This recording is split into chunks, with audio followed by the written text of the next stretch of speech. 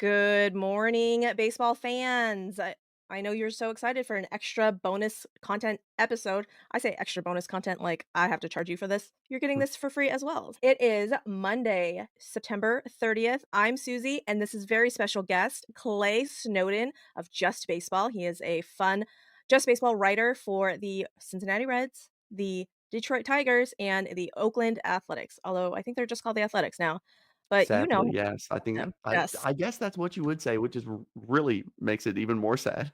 Yeah, yeah, and my daughter so my nine-year-old is obviously getting into baseball as well, and she can name all the teams, and so she's like, "Yo, mom, it's the Oakland Athletics." I'm like, "Yeah, not really though, they're trying to be called just the Athletics now," and she goes, "Just Athletics?" And she thought that just Athletics was the name, not the athletics part, and she couldn't get into her brain, and she's like, "Where are they moving?" I was like, "Sacramento," and she goes, "Oh, so they're Sacramento A's." I'm all, "No, that's not what they wanna be Yeah. called, apparently," and It's she couldn't wrap her confusing. head around it. Yeah. I was like, "I can't wrap my head around it either," anyways. But anyways, so, Clay, this is why we're talking to you because you are I'm gonna say certified expert, I'm gonna give you that label, Oh, of the Detroit Tigers. So you cover them, you've covered them all season, and I need to ask you, Clay, where did they come from? How did this happen? that is a really good question because back in around August, late August, they had a point 2, that is 0.2% chance of making the playoffs. Jack Flaherty was traded to LA, and a few other players moved at the deadline in minor moves, and it was your classic sell and what the Tigers fans have been used to for the better part of 10 years, rebuilding and continuing a new rebuild. And out of nowhere, Susie, they just started winning. And a lot of it had to do with a youth movement. They called up some Mhm. prospects, brought back Spencer Torkelson at one point, and Trey Sweeney, who came back from the Jack Flaherty deal from LA, filled in at shortstop. Javy Baez hit the IL, and it was a lot of young players. Parker Meadows is probably the biggest piece that kind of came off the IL, came back from the minors, and he has just been absolutely excellent. And this team just started clicking. Now they played the White Sox a bunch and they played the Angels a bunch, but hey, you play the team in front of you, and the Tigers took advantage. Exactly, exactly. So before we go any further, Clay, I need you to know, I need the listeners to know that this is a rated R podcast for all of the cuss Right. words that will Oh, be yeah. said. Probably on my side, maybe less so on Clay's side, but definitely, most definitely on my side. I have my Astros hat on, obviously. So this is an extra bonus content episode for the Astros edition of Bourbon and Baseball because obviously Houston is inevitable. Astros are in the wild card, and we are playing the Detroit Tigers, the AJ Hinch led That's right. Detroit That's Tigers. right.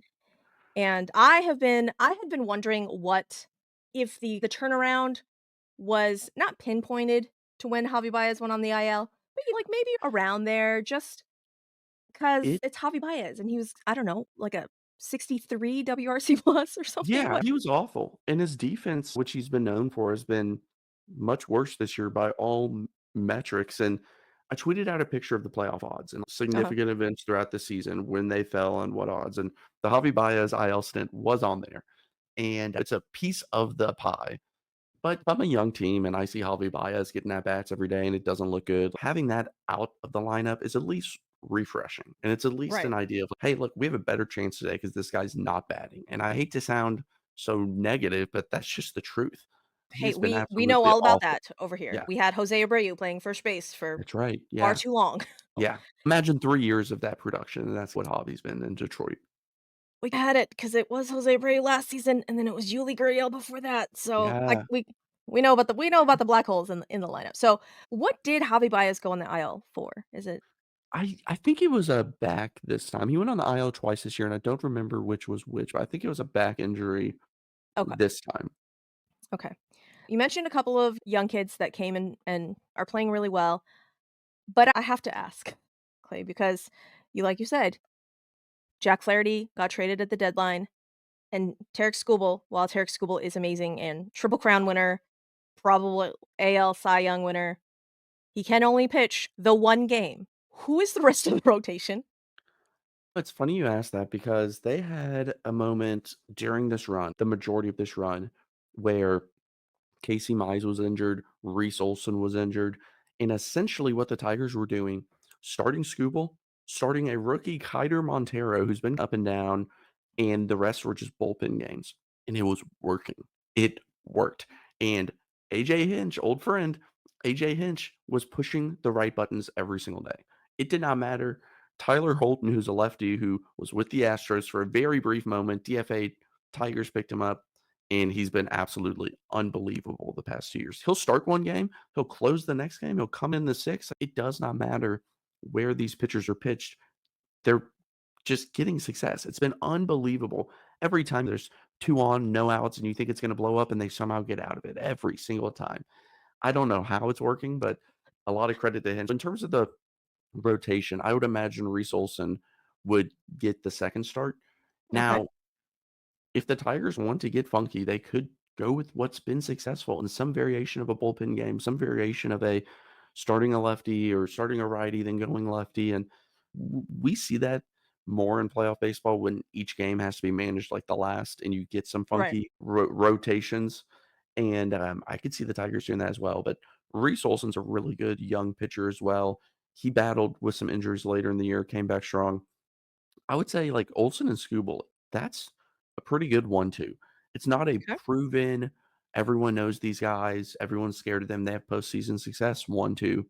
I think we all know Skubal, the Triple Crown winner from this year, most strikeouts, best ERA, most wins, and Reese Olson's not far behind him in terms of success this year. Absolutely, absolutely. So, I again, some names in that bullpen that I know as Astros fans, they probably won't know, and just if you're not watching Detroit Tigers baseball every Yeah. day, you're not gonna know who Bo Nobody Brisky knows these is, guys. Yeah. like so is it closer by committee? Because Andrew Chafin got traded away as Mhm. well. So, who is your closer, or do you have So, a defined at closer?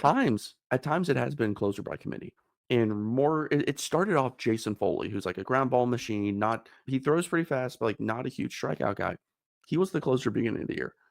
Things went okay, middle of the year, velocity dropped.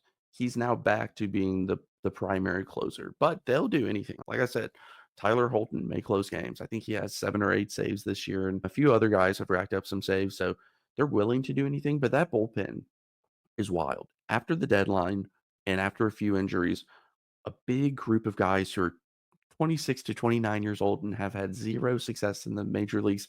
Most haven't even played in the major leagues. Sean Okay, Gunther came in with a few innings, and that's it. And he has been electric. He has a sub 2 ERA.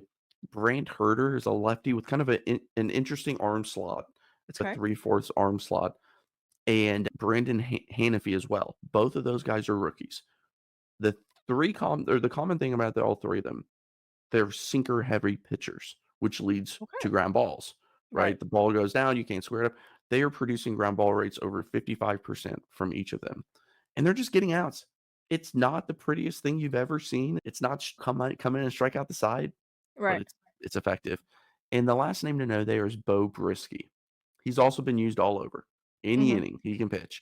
And, he does have more strikeout stuff than the other guys, but he's been super effective. Those are likely names that people listening to this podcast have either never heard of or maybe just seen on a screen or something, Right. and right now they're pitching like all-stars. The stats back it up too. It's pretty Right. wild. Is Shelby did I see that Shelby Miller got DFA'd? He got DFA'd at the end of the year when top prospect and top 5 prospect in baseball, Jackson Jobe got called up. Okay. And, Jobe pitched, I believe it was 2 games, looked great. Playoff roster hasn't come out yet. They could try to get him on the roster even though he was not on the 40-man in September 1st or whatever the deadline is for that, and Mhm. not to get into all those details, but there's a way that you can petition to have a change due to an injury and get him on. So, yeah, Okay. Shelby Miller was DFA'd. He did not get to experience the celebrations. He was about 4 days short of Oh, the no. celebrations. Yeah, it's rough. But he'd been there the entire season and Yeah. had been contributing and doing decently well, or Yeah, he had stretches where he was okay okay. and stretches that were pretty ugly. Will Vest is another guy I forgot to mention. Once again, I feel like I'm copy and pasting. Doesn't matter where you put him. He'll close out a Okay. game, he'll come in the 7th, he'll come in the 5th. And again, he's just been effective. They are just hitting all of the right buttons, perfectly matching up. And Chris Fetter, the pitching coach, deserves a ton of credit, and AJ Hinch as well, just knowing when to put in the right guy, and it just seems to just click, and it's just been working for over a month now. It's wild, it's crazy, it doesn't make a ton of sense to me, but it's working. That's awesome. So, on last night's episode that I recorded with, my co-hosts Tom and Kelsey, I'd explained that the Detroit Tigers are, for all intents and purposes, like a college clubhouse. They've got Okay. that vibe, that feel to them, because since all of the guys are so young. Isn't Jake Rogers, like, the Yeah. oldest guy there? He's, what, 28 or something? 29 Yeah, he's maybe? got there's Kenta Maeda, who's been around forever, but he's been really awful, like, really bad, and Yeah. I don't even know if he'll make the playoff roster, I guess we'll see, but yeah, that's been bad, but it's just a really, really young team. Torkelson at first, Keith at second, Sweeney at short. Third base is a mix of Matt Vierling and Jace Young, and the majority of the guys I just mentioned there are under 25 years old. Same in the outfield. Parker Meadows, Kerry Carpenter, and Riley Green are all around 25. I think Carpenter's 26, but all of them have like less than 3 years of experience. And So, here they are winning games. does anybody on the big league roster have any playoff experience? Oh, that's a good question. I guess Kenta Maeda would. Like, I was gonna say no, but then I'm like, maybe, I don't know, maybe deep back in the depths, I don't think they do. I don't think so. Maybe a reliever in a previous team for a short stint or something that I'm overlooking, but I don't think so. Okay. That's not. Again, like I said, I feel like it's a college clubhouse type of feel, all of the young Mhm. guys, and at this point, they're just playing with house money, right? No one expected Yeah, them to get this far. No one expected them to do pretty much anything. So now just play pressure. easy, play free, have fun, and if you guys win, you win, and if you don't. But do you think that the lights are gonna be too bright? Do you think that the pressure of playing in, this is being the first playoff game that they'll play in, do you think that will have any effect on anybody, or will I it just be think like, "You it's know what? We're just gonna go play, have fun, that and do what we've been I doing." kinda have the vibe that it's B there. The idea of isn't pressure. Like, they had no expectations of making the playoffs this year. They had no expectations of making the Right, playoffs in August. They've just been clicking. Everything's been fun for the past month plus. They haven't had to deal with much adversity. Like, they're coming in as if coming in, like, tight and tense because right. we won 104 games and we need to win the World Series. It's the opposite. It's, "Holy crap, we just hit 8 hands straight in blackjack, and we're up $500. Who cares if I play a $300 hand? Who cares? Everything's clicking." I feel like they have this confidence right now, and it's a 3-game series, right? And the best pitcher this year is pitching game 1. That has to boost your confidence. You have to go into game 1 no matter who you're playing, and this isn't anything against the Astros, no matter who, and Right, feel like you have the better chance to win. I say that not as a prediction, but as a mentality of these players who no one on the team is like an elite offensive player. Like I saw a stat that they had like 0 players to hit 30 home runs, 0 players to steal 25 bases, 0 play like they listed all these primary stats, zeros across the board. No playoff mhm, team had ever done that. So this team's not an offensive juggernaut or anything, but you have Tarik Skubal, and that guy is a dog. And he he'll come is. in there and he doesn't give a shit, like, who's on the other mound, what the lineup looks like, he's going to attack. And I just think, like, when you have that type of pitcher on the mound for your team, the confidence in game 1 has to be extremely high. Absolutely. For Astros fans, for basically anybody that is listening that doesn't follow Detroit Tiger baseball day in and day out, let's run down who goes where Okay. roster-wise. So, starting catcher, Jake Rogers, yes? Yes, and the Elite backup there is mustache, by the way. yes, and Rogers is a guy who can tap into some power. He was with the Astros on one point years ago. The Verlander trade, right? I think was That's that it? before baseball, Suzy. Okay, yeah, I think it was the Yeah. Verlander trade. Rogers is a phenomenal defensive catcher. Offense, not there. Backup is a rookie, Dylan Dingler, who got called up after the deadline. Okay. So, first base is Torkelson. Spencer Torkelson, okay. And that is the number 1 pick overall, Yeah, 2020? 2020 season, the worst Okay. draft ever. Just a bunch of random guys getting selected all over the place. But But Tor he had really good power. yeah. There was So some his big story, expectations for him, yeah? he had 30 home runs last year, came into this year, was awful, terrible. Got sent to the minors where he played 50 or 60 games. It wasn't just like a little reset. He was in the minors. And they've called him back up. He's been much better.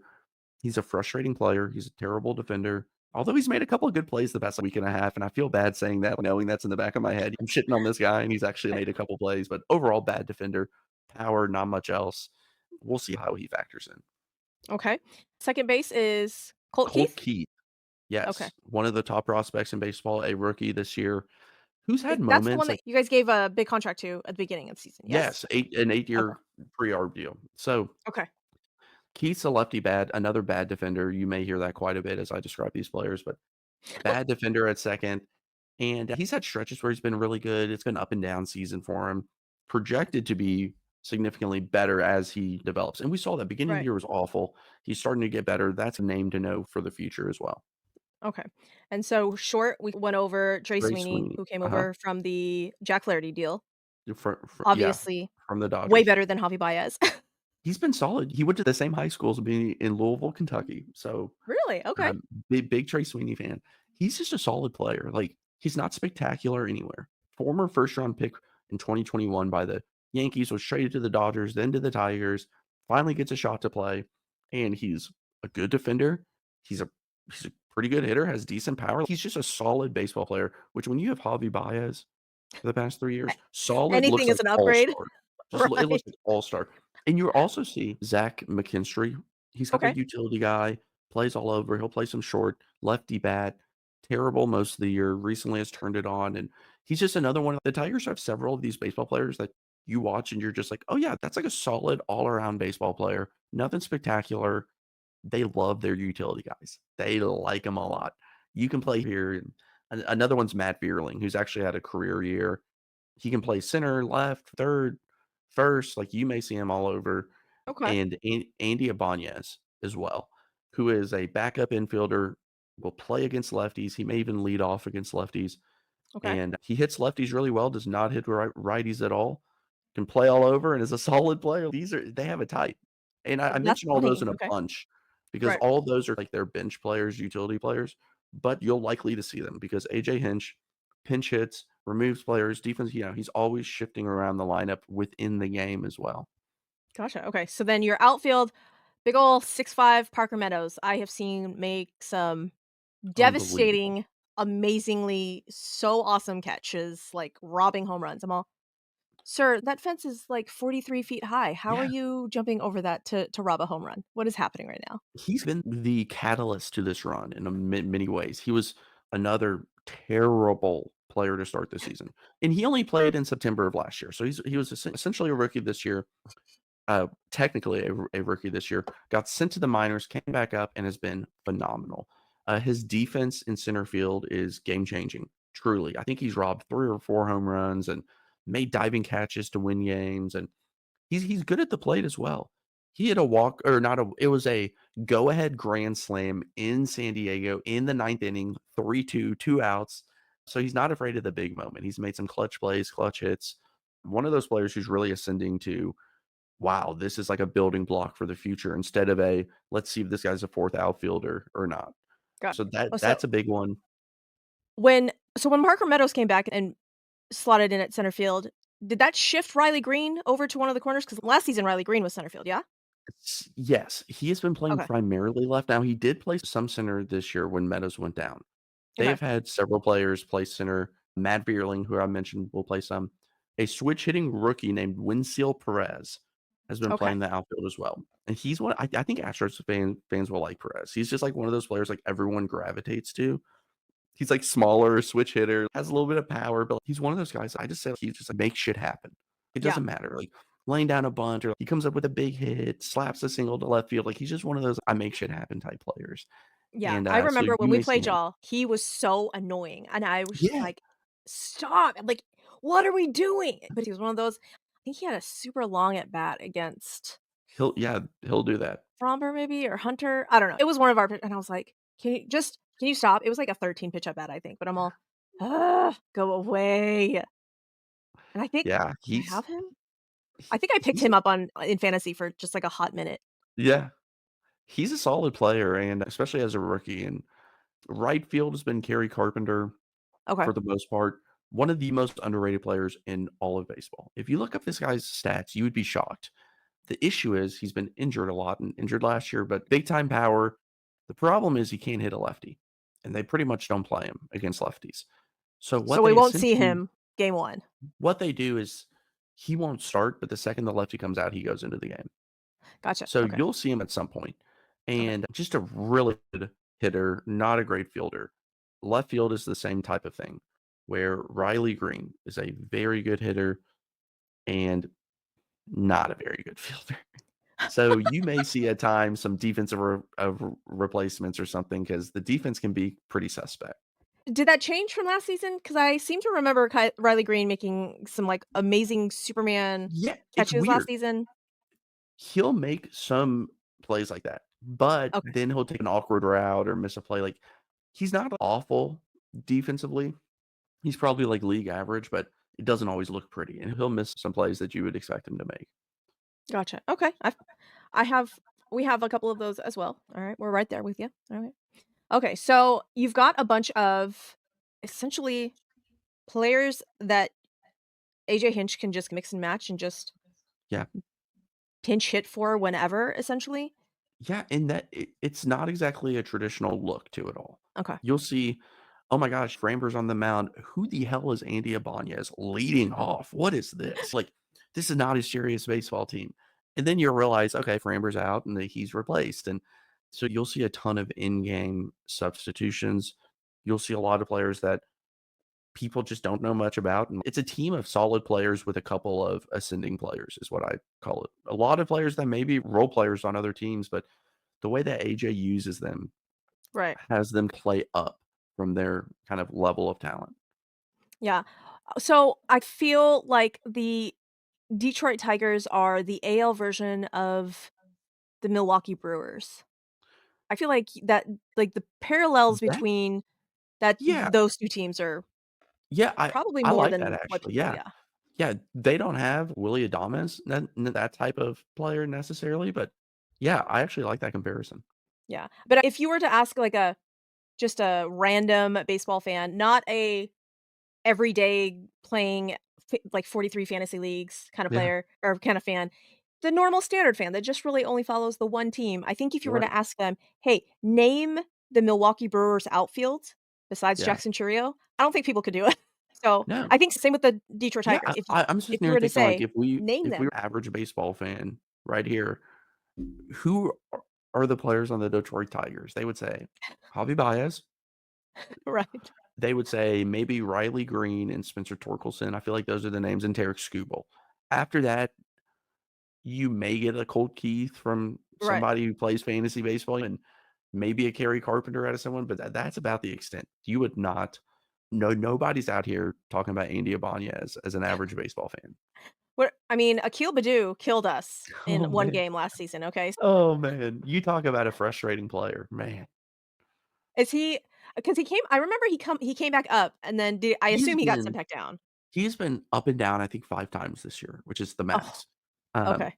he has been up and down. Outfielder, he's not on the roster now, so you all won't see him, but he's got a lot of tools. You just can't put them together. Okay.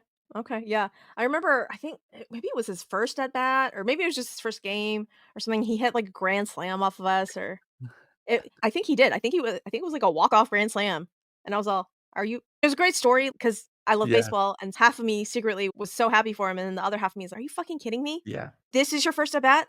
What are we That doing?" was It's yeah. I remember that series. I think it was in, like, June, and I remember the Tigers had not scored, like, at all. Offense was bad. Then they scored, like, 9 or 10 against the Astros, and Mhm. everyone's, "Okay, here we go." Then the next game, I think they got shut out. Yeah. That's just Yeah, how it went for a while. yeah, that's, how it went for I say the majority of the season. It wasn't the majority of the season. A frustratingly long period of the season was how that game went, but so, yeah, our rotation and our bullpen is a little bit more, I would say there's the definite role players. It's more Whatever established, inning that's for sure. yeah, whatever inning, probably who's gonna go with. Yeah. You're gonna see 7, 8, 9, you're gonna see Brian Bray, you're gonna see Ryan Presley, you're gonna see Josh Hader, and then from there, it'll be mix and match in those middle innings. If you're gonna see Taylor Scott, if you're gonna see Caleb Ort or Caleb Ferguson, depending on the situation, whatever. But it's one of those where I'm like, I kinda wish that sometimes you would see Brian Abreu or Ryan Presley in a leverage situation a little bit earlier than, say, like, Yeah. the 8th or the 7th, but it's one of those where I'm all right, it's the 9th inning, guess who's coming in? Josh Hader? Okay, but that's why you pay him the big bucks. Which, honestly, the Tigers' best hitters are all left-handed, and a lot of them struggle against lefties. So that's a matchup that I mean, Josh Hader's a good pitcher regardless. Closing out's a pretty high success rate for him, but especially against a team like the Tigers, where Mhm. their best players are left-handed, that's, like, gonna be a really difficult matchup for the Tigers. Like, getting the lead well before the ninth is very important if Detroit wants to win the game. Right, yeah. We have I'm like, I say we have a decent mixture. We've had a lot more lefties this season than in Yeah, past seasons, and we have a lot more I don't know if you noticed this last season, but Dusty did not like to pinch hit where the fuck. It did not matter the situation, it did not matter yeah. the person to play matchup. Nope. No fucks given. But this season, we're seeing, like, matchups, we're seeing the pinch hitting, changing out righties for righties, vice versa, all that fun stuff. Our outfield is a mess, though, since Yeah. Tucker went down, and now he's back, Yeah. and Now that I think about it, a good comparison, like Mauricio Dubon is a pretty similar use as Matt Vierling for the Mhm. Tigers. If people are trying to, put this roster in their head, Matt Right. Vierling's a better hitter than Dubon, but they're used in a similar way. The thing about the Astros that does scare me, well, I don't know if that's the right word, but you get where I'm going, Right. is they have all this experience. They have playoff experience. They have playoff success. And I don't know how playoff success on this side, experience all this, and the idea of we've already accomplished more than we thought we'd accomplish. Like when those two go head to head, I don't really know what to expect. But Right. if I was a betting man, I would say playoff experience and success is probably going to trump it. But when it's only these 3 game series, it's just, especially with game one with Skubal, it's just like anything can happen. We see it in Yep. baseball all the time. And I don't know. I think it'll be a good series. I think the idea of man, okay, I'm backtracking a little bit, but in the beginning of the year when the Astros sucked really bad, I Mhm. was sitting over here thinking it's over. The Astros run is over. Like, where's Bregman getting traded? He should sign in Detroit after he gets traded to so and so contender for 2 months. Get this offseason, bring him in. Who else is getting? Is it Altuve and a bunch of kids? Which would be funny because he'd still be like smaller than all these 20-year-olds on the team. And It's I true. was thinking that, and here are the Astros. They turned it around little at a time, chipped away, and got back. And I should have known. Like, I know we've talked about this in the past when we've recorded. The Astros have continued success for multiple seasons, and that's really difficult to do. And when you have that, there's a reason why. They know how to win. They know their players extremely well, when to use them, when not to use them, what situations. That makes it difficult for the Tigers to match up with because there is so much inexperience. And like, although AJ Hinch has been doing a good job at it, we don't have enough of a sample size of a lot of these guys. A lot of those guys in the bullpen I was talking about earlier Mhm. have less than 40 innings pitched, like, ever in the majors. That They, may like, all actually that may work in your favor, though, because if yeah, the it Astros might. haven't seen someone, It it's not a might. good look. It's a lot of experience against no experience, and that's just usually a recipe for, "Oh, ouchie." But in Mhm. baseball where it's weird and you get so few opportunities and you just don't really know what it could lead to. Yeah, I'm looking for a stat that I saw earlier today, and I wanna say so obviously Tarik Skubal leads the AL with the lowest ERA. Mhm. Do you know who 2nd and 3rd is? Or is it 3rd and 4th? It's like Seth Lugo and for starting pitchers, that is. Yes. Seth Lugo, oh gosh, who was the other one? I saw the leaderboard the other day, now I can't remember them. You won't get it, and that's why I'm, like, trying to pull it up to make sure that I actually have the correct information, because it is insane that the pitcher that I'm about to tell you that has a lower ERA than Fromber probably won't start a postseason game. Who is it? Ronel Blanco. Oh, that's right. What a weird story. I know everyone's gone over it. We don't need to recap the story, but I remember sitting there in fantasy baseball. I need to pick this guy up. And I was like, nah, I'm not going to Oh, waste the roster move. He's like a 30-year-old rookie. Like, it's not. And here he is. here Just he is. Yeah, so been great. Tarik Skubal with, a 2.39, Mhm. Ronel Blanco with a 2.8, and Fromber Valdez with a 2.91. Wow. Man, I did not realize like, I knew he was great, and I've watched him pitch and all, he's one of those guys that is not getting enough credit. It's that Exactly. simple.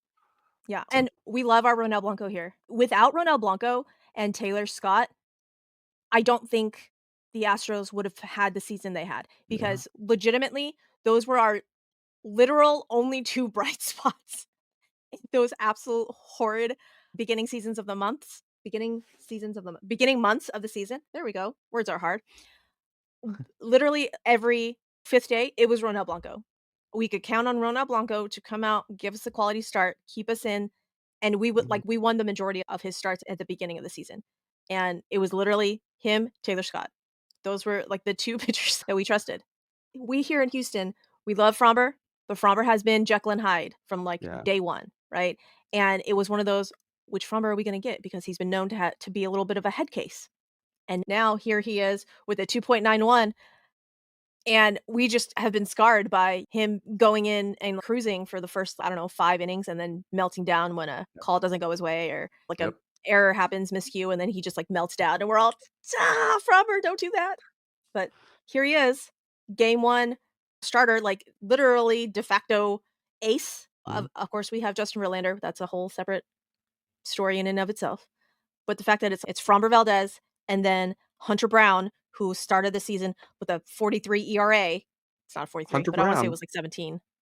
a Detroit, Michigan native, I believe. Was a big Justin Verlander fan growing up. Yeah, how could you not be? I Yeah, mean, I lived yeah, in Louisville, Kentucky growing up, and I loved Verlander, like, who wasn't? I yeah, love when they do that. When they, like, interview a player, and it's like, "Who's your favorite player growing up?" It's, "Oh, Albert Pujols." I'm like, "Oh, that's so cool." I'm like, "Yeah, it was everyone's favorite player." No shit, man. yeah. Say something obscure. Say oh gosh, okay, I'll think of a old Astro. Let me think if I could just pull off, like, the most oh god, Morgan Ensberg, was that his name? I'm gonna look it up. I know There that was this a was before yes. There was a Ensberg. Morgan Ensberg. I don't remember what position he played, but Yes, that again, that was before Morgan baseball, Suzy. Ensberg.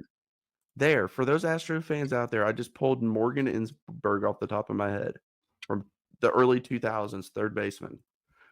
Yeah, yeah. I'm also a Reds fan, so the Astros and Reds were in the same division in the NL, so I watched a lot of bad Astros baseball back in the earlier 2000s when they were playing 17 times a year and they still had the hill in center field. I loved that. Bring it Tal's Hill, back. oh yeah, yeah. Bring it Yeah, back. I was not aware that the Reds were the Astros' daddy. I jokingly on this podcast, I have been calling the Oakland Athletics the Astros' daddy for, I don't know, like 3 seasons now.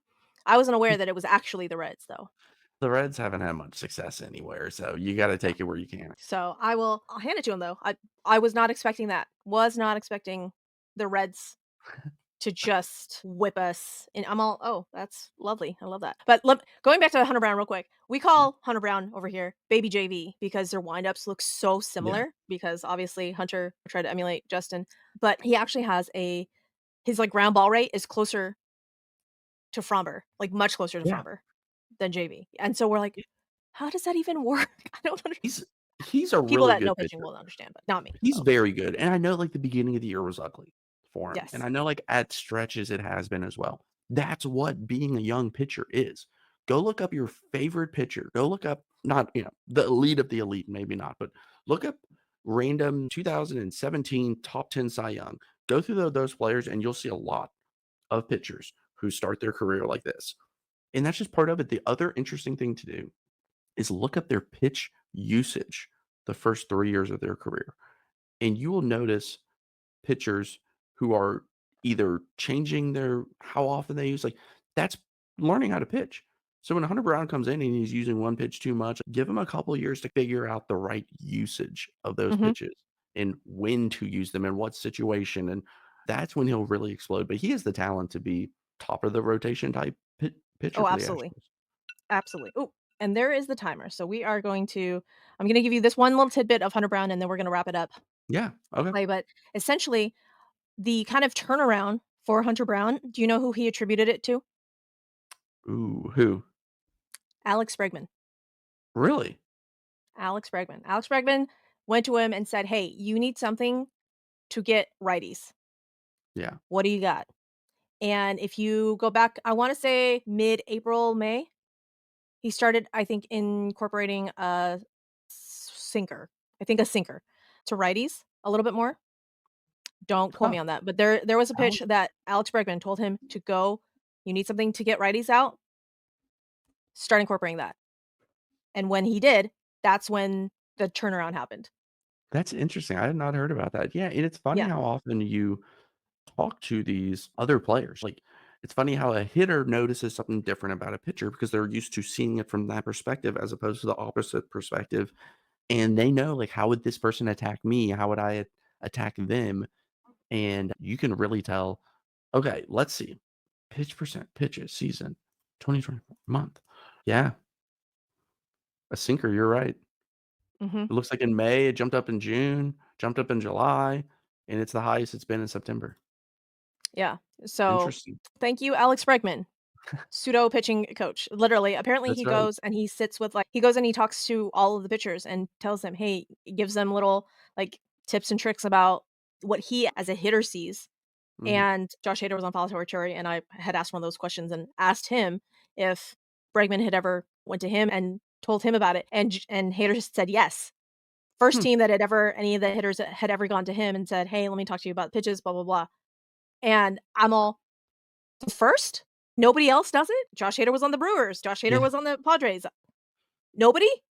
And that's so awesome. it shocked me that the Astros were the first one to do it. I'm all, Yeah. "What?" But apparently, according to Josh Hader, that was it. So I was pleasantly surprised and a little shocked, and Alex Bregman, don't leave Houston because apparently we need you for our pitchers too. But Clay, I really appreciate you hanging out with me for this time and breaking down the Detroit Tigers and who we can see and what we should expect. Tell the people where they can find you online, over at Just Baseball to read articles, all of that fun stuff. Yeah, no, it's always fun coming on this pod. I think it's my 3rd time being on here, so I'm a returning guest, and that is an honor. Yeah, We love all you. my stuff's on justbaseball.com, and we'll have different articles out throughout the playoffs from everybody on the staff there covering everything, and my Twitter handle's there. I actually have multiple Twitters. I don't know the other one's handle, but if you search Clay Snowden, I'm sure you could find me somewhere. I will add all of his Twitter handles on Do in the show that. description. Don't do that Okay, because just there kidding. are some Twitter handles that I'd rather people not know about.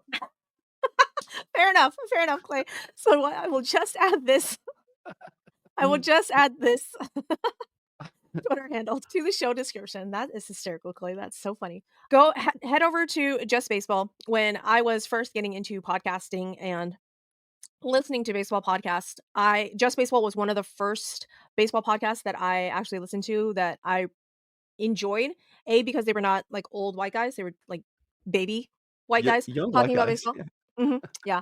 Yeah, and it was so funny because literally the first one of the first episodes I had listened to had, I think it was Jack and Ar. No, maybe it's all three of them breaking down the best rapper of all time, and they That's for named sure somebody, a, Peter and Aram type and I discussion, I was would like, "You stop that right now." Like, it was, I don't know, it was some, like, early 2000, like, late 2000 rapper, and I'm all, "The fuck am I listening to? Who are these that's boys?" But they were, a like, lot of people don't realize 25. Aram knows just as much about rap music as he does baseball. It's Well, but unbelievable. it wasn't, like, Busta or, like, Yeah, Snoop. It wasn't, like, a classic yeah. It was big some rap. It was, yeah, like, some, like, young and I'm all, "You stop that right now." I can't, I don't know if I can continue to listen to this baseball podcast strictly on that alone, but it cracked me up, and but I've loved all of the Just Baseball stuff yeah. for literal years now, and You had you on, had Arm I on, I remember you've been a supporter since, like, day 1. I started probably there. not day 1, but Yeah, day 1 of maybe year just 2. baseball was nobody listening. Essentially, day 1 was, 6 months after day 1, but I started there in September of '21, which that was 2021 was their 1st season, and I remember you were on board right around then, so you were on board early, and we appreciate that, and it's grown, and it's great that people have full-time jobs talking about baseball now because of this. Yeah, We appreciate the support, we really do, it's what keeps us going. absolutely. I'm not going to plug any merch. Jack and I are literally the same human being, so no merch here, no merch for Jack. See, I am actually in charge of the merchandise. I'm in charge of orders and design and everything. So I will wear merch and I'm gonna make sure I send some to Jack because he never wears any. He has it. Well, He because just doesn't wear it. he hates the podcast. He He hates hates us. Just Baseball. He hates all of us. Oh, that's hysterical. I think I told Jack one time, or maybe I told Aram, I don't remember, but I think out of the 3, I think Jack is actually my favorite because he's, like, the most, like, old man. He yells at Jack clouds. and I are good buddies. We hang out, and you would love there's nothing to not love about Jack. Jack's the best. They're all 3 awesome, actually, but Jack's so funny. They crack me up, and I give Jack a whole hell of a lot of credit because I love his broadcasting voice because he's the, Oh, what, Indianapolis Indians? Indians, yep. Is that the okay, the Still AAA team somehow for okay to the be the Indians in 2024, I guess. what? It's AAA, it doesn't matter, but Yeah, they're what is that? The AAA team for the Pirates, Pirates. right? The broadcaster for them, and I will give him all the credit because he does a fabulous job. Him and Peter, I think, were doing something, and he's like, "Peter, call the game." Peter's like, "There's a ball It's outside." hard. It's It's so hard. hard. No And one Jack and then realizes it. Jack took over and just, like, smoothly went with it. I was like, "No, I, that is actually really impressive." since I've become friends with Jack, I've become a lot more interested in just, like, learning, like, I could never do it, I never have any interest in doing it, but learning more about it, just understanding how this Right. works and what prep goes in, like, I've talked to him for, like, hours about it all, and, like, you start to realize who's good and who's bad at it, and then I turn on a baseball game, and I sound like such a douchebag. I'm like, "Oh, I don't wanna listen to this guy, he sucks at calling a baseball game." What the hell do I know? But That's I hysterical. I I have a higher standard for baseball calls now that I'm buddies with Jack. That I have a couple of those as well. There's always a few away broadcasts if I can't listen to the Astros broadcast or whatever. There's a few away broadcasters that immediately 1000% I will go and listen to. So Kevin Yeah, Brown for the Orioles, yeah, Jason he's Minetti phenomenal. for the It's phenomenal for the so nice. Tigers, Padres, Don Orsillo. Mhm. So any of those, like I will 1000% listen to day in, day out. Like I will every day we'll do those broadcasts. But then there's some that I just absolutely refuse to listen to. I'm like, Oh, the yeah. Rays, I'm looking at you. Just Yeah, won't do there's several. won't do it. Again, thank you so much, Clay. I appreciate you. Listeners, I appreciate you guys. If you have not given us a 5-star rating or given us any sort of written review, I don't know why you wouldn't do that. Go do that. It's a lot of fun. We appreciate it. I say we like I have a mouse in my pocket. I don't. I would appreciate it a lot. Clay probably would appreciate it just because he's Of a nice course I guy, would. wants nice things I for his listen to friends. this podcast. I am subscribed, I get it on Apple Podcasts. When I cut my grass, it's in my ear. We appreciate that, Clay. Thank you. You are one of the, I don't know, like 43 people that listen to the podcast. I'm proud to be. Okay. You as you should be, because this is good content. It's good, great content. Yeah. But with that, we will say good night and goodbye and yay, baseball.